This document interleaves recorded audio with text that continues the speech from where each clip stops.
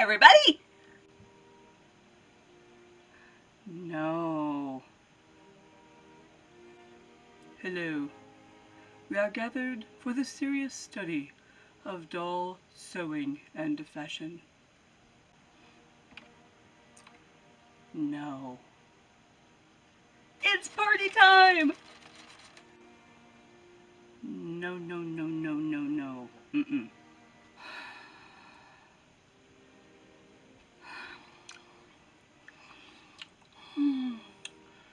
Good morning. Definitely not.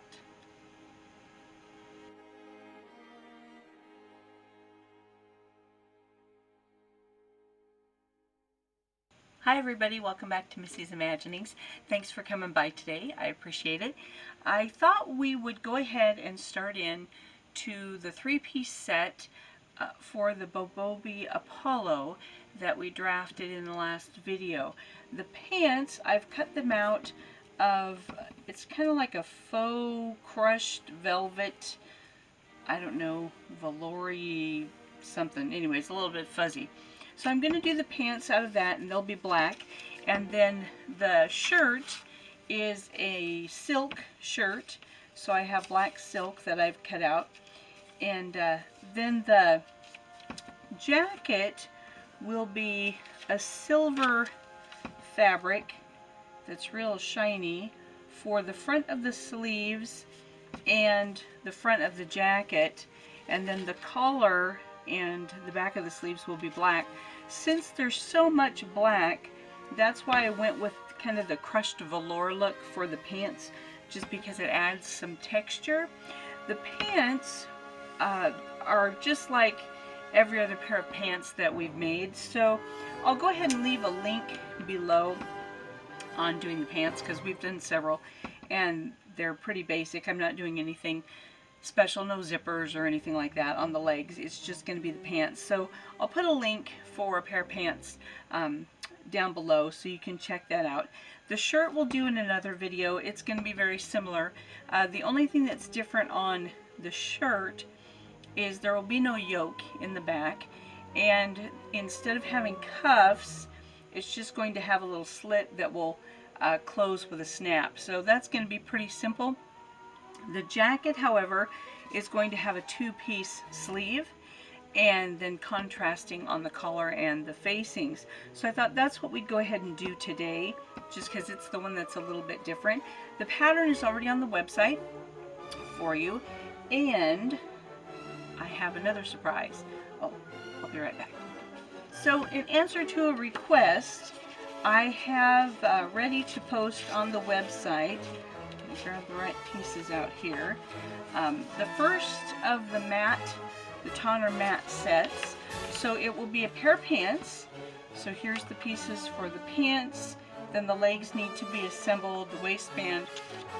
And then also the pattern for the long coat. So there's the front, back, collar, facing. And this coat has pieces for both a shoulder pad casing and then also the piece for the actual shoulder pad. And what I like to use for the shoulder pads is a very, very thick double-sided fleece. It just seems to be just the right thickness for a shoulder pad for dolls. So I usually cut that piece out of the real thick fleece, then make the little casing and put it inside there, and then sew a seam across the center of the shoulder pad, and then you put it in the coat, of course, with the straight edge toward the shoulder. So anyway, there's the pattern for that. It'll be on the website. So I will go ahead, let's see, and if I lean back a little bit, I'll put a picture right there of what it looks like. There we go. So that's the Tonner matte long coat. I made one before, and this is the pattern that I drew for that. And so that way that will be a new surprise on the website for you. So that pattern will be on the website. This set is already on the website, so we'll switch up the camera, set up the machine, and get started on the jacket. So once again, thanks to a suggestion from Jan, I cut the dart out of the pattern piece so I can go ahead and mark my pattern pieces. This silver tends to really have a lot of dents where the pins were, so we'll see how this is going to work. I'm not real sure, but I'm going to go ahead and mark my darts and see how, yeah, that'll show. And hopefully the sewing of this fabric will be okay, because I would like it to look nice when it's done. So we'll mark where the darts go on the jacket. So first I'm going to go ahead and put the darts in. Then I will go ahead and get the sleeves ready. So my arm's right in the way, I think.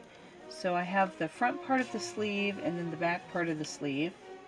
And I will go ahead and put those together and serge this edge just so that it's nice and finished.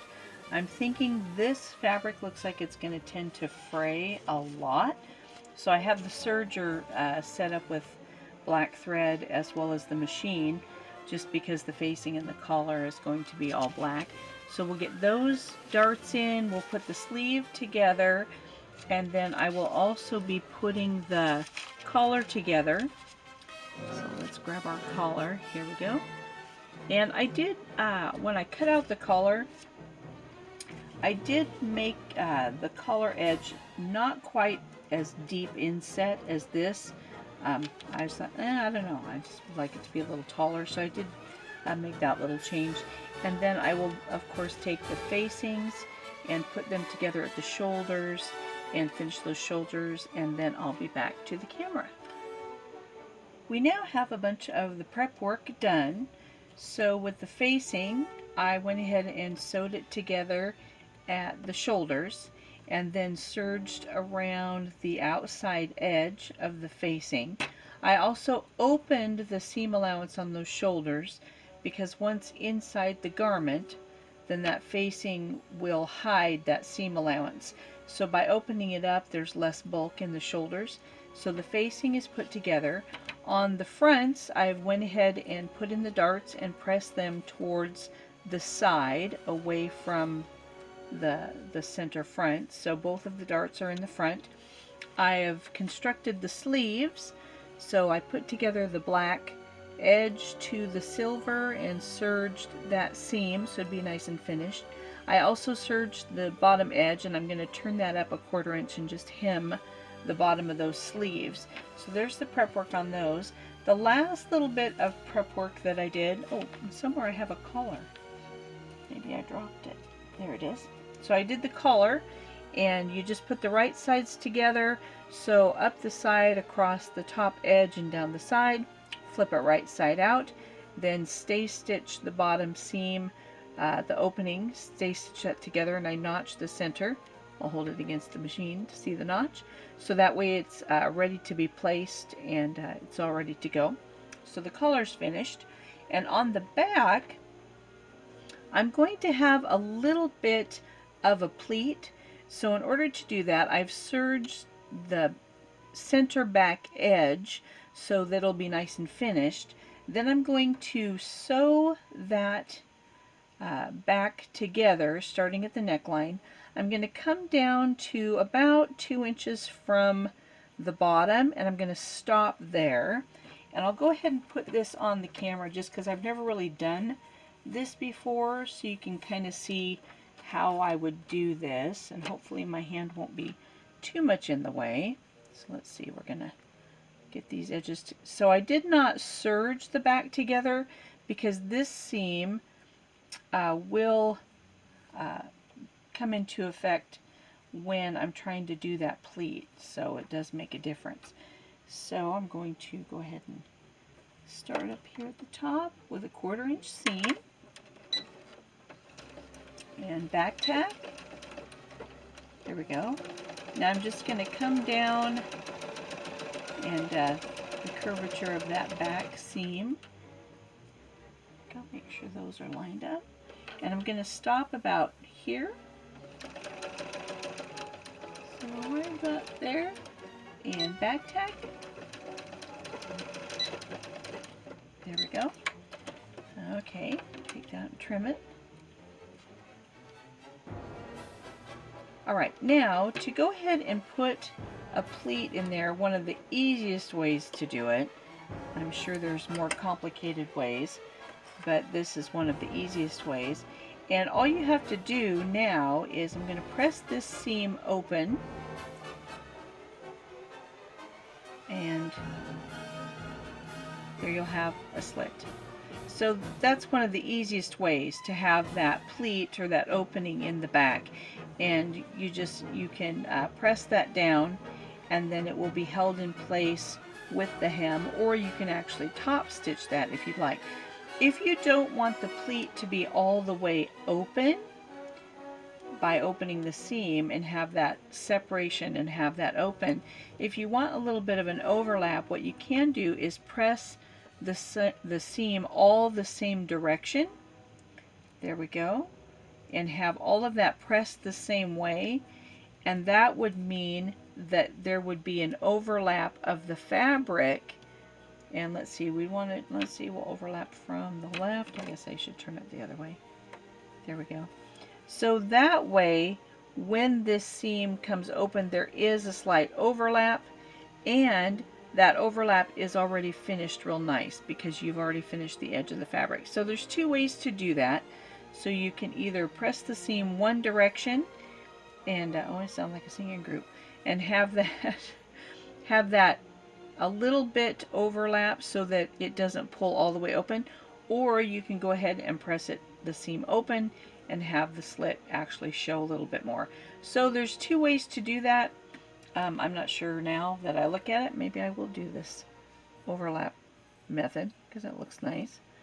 And so there we go. So that way you can have that pleat and it's all finished and nice, and then when you hem it, of course, then it'll take up that finished edge and it'll look pretty.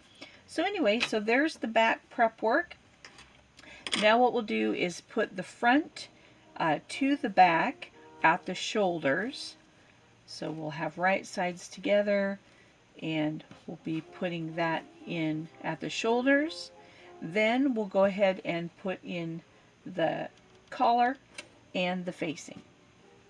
Alright, so these pieces are now prepared. I've stay stitched around the neckline and just cut little snips to the stay stitching about every 1/4 inch. That way when you pull that flat or straight, however you want to word that, it's going to be easier to lay that straight as you take that seam through the machine than trying to sew around a curve when you're putting in the collar. And likewise, I've went ahead and I'll put that against the machine, see if we can, there we go, put those notches in the collar as well to assist going around, and then also on the facing. So when we pull that flat or straight, then those notches help that open up and go around. So now I'm going to pin. The collar will be sandwiched between the right sides of the actual coat and the right side of the facing with the center back matched up. So I'll match up the center back and pin that in place, and I'm going to go according to the seam since this coat has a center back seam. So I'll pin that collar, and then with the facing lays this way with the front edges of the coat lined up. There we go. So it lays in like this. So I will, and there again I've got the right side of the coat towards the collar and the right side of the facing towards the collar, and I'll match that center back notch to start my placement there.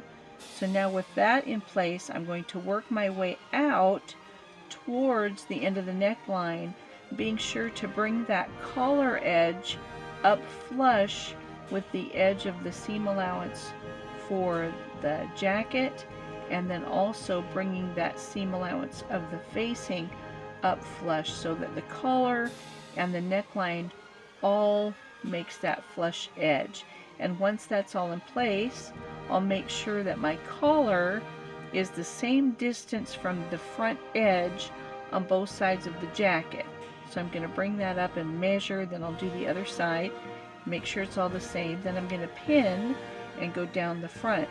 So then when I sew, I start at the bottom at the hemline, I go up the front, I'm going to go all the way across the neckline and then down the other side. So that's the next step of putting that neckline together. Again, the trick on putting these collars in, because they're so small and the curve of that neckline is, you know, small, is to do your stay stitching and then make those little clips, because it just makes it so much easier to open that up straight as you feed it through the machine. And then when you're sewing, be sure that all your folds of your fabric, especially around the shoulder, are pulled out and flat away from the needle, because you don't want to cause any pleats there. So you're basically going to be sewing right over that stay stitching. So now that it's pinned, you can see how that opens up to make a straight line across that neckline. So now we'll start at one end. So we're starting at the hemline. Make sure the thread's in the right spot. There we go.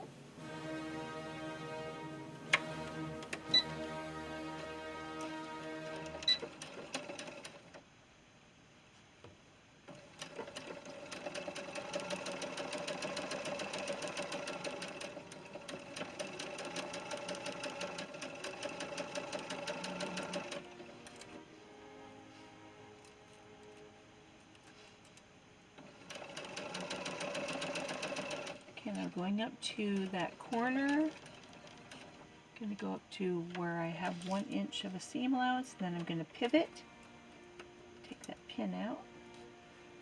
Now I'm going to go across the neckline, and I'm going to be pulling the fabric gently from the underneath edge as well as the top, kind of flat and away from the needle, so that I don't have any pleats in that seam. And around the shoulder especially, because that's where the most curvature is, it's really easy to get pleats in there if you're not careful. So I'm going to be pulling that more flat away. Now I'm coming to the center back. There we go. Now I'm going to be pulling that away again, just so that my seam is laying flat. There's no curves, and I can feel a little bit one trying there. So I'm going to pull that, and as you can tell, I kind of lift the foot once in a while if I need to. And go slow if you've got a lot of pins in there. Cross that last pin, and I'm going to take that out and pivot. Now I'm ready to come down the front of the other side.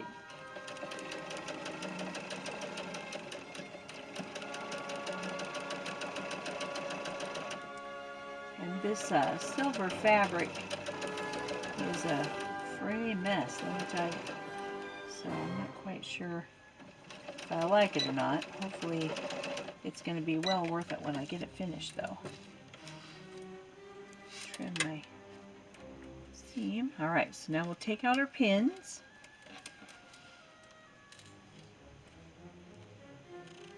And now we'll turn it right side out to inspect and make sure we don't have any pleats along that neckline in the fabric. So we'll turn it right side out.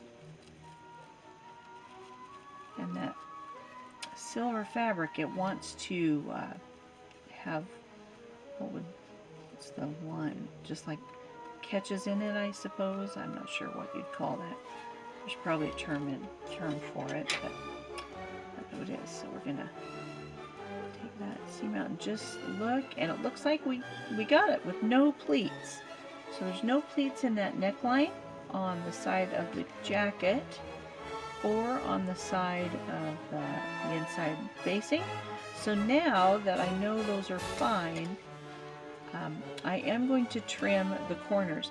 Now usually I will trim real close to that corner, but because this silver fabric frays so bad, I'm not going to trim down nearly as far as I normally do, because I don't know if you can see in the camera, that's already starting to fray. So I am going to trim the corners a little bit just to help it lay better, but I'm not going to trim as deeply as I normally would, just because I'm not sure how this silver fabric is going to hold up.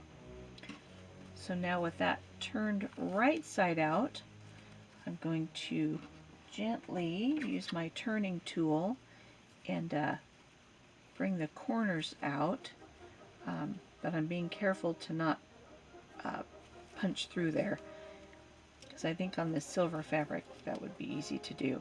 Now hopefully, because when you sew it, sometimes the needle tends to run, and I do have a ballpoint needle on there, but some fabrics are just more delicate than others. So I'm hoping that once I press this, it's going to look a little bit better. So now I'm going to take this and press it all the way around the edge to help all that seam lay flat. So now here's what it looks like. It's pressed and the back is laying this way, and I did opt to have a little bit of that overlap, so I pressed the seam allowance all one direction. I just kind of like the look of that after I got to checking it out.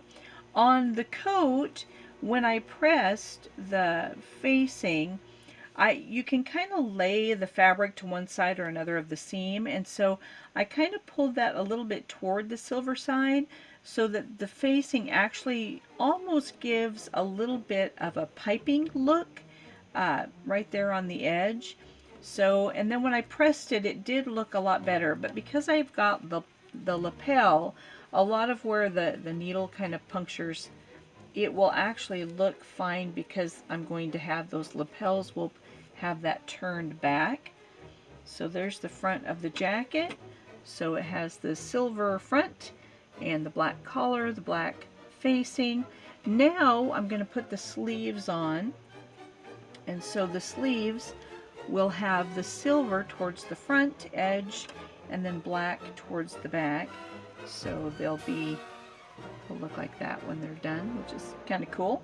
So I need to hem the sleeves, then I will be basting around the top edge of the sleeve with 2 lines of basting, and they will be inside the seam allowance so that I can fit that to go around the opening for the sleeve. So then I will go ahead and put that into the sleeve. When I put sleeves in, if you've watched any of the videos previously, you'll remember this probably, but I'll just say it again in case you're first time visitor here. So when I go ahead, I'm going to base this. When I put in the sleeve, it'll be right side to right side, and I always start pinning at my outside edges.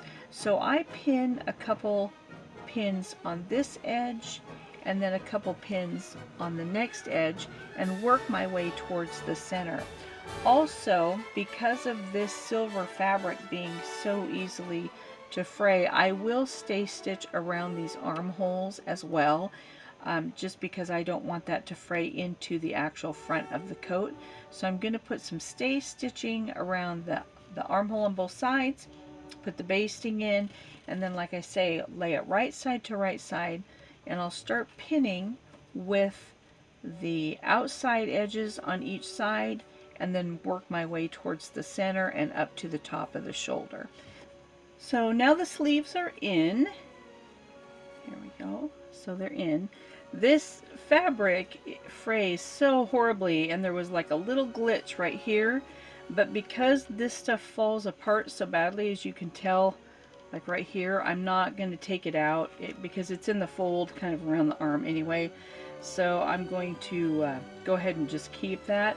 And I had one of those moments while I was sewing.